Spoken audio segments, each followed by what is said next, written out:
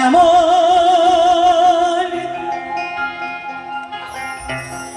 মানুষ পেলাম না রে, এমন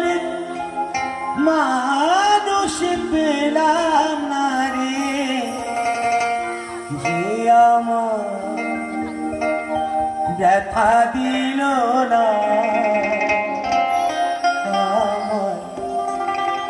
ব্যথা দিয়ে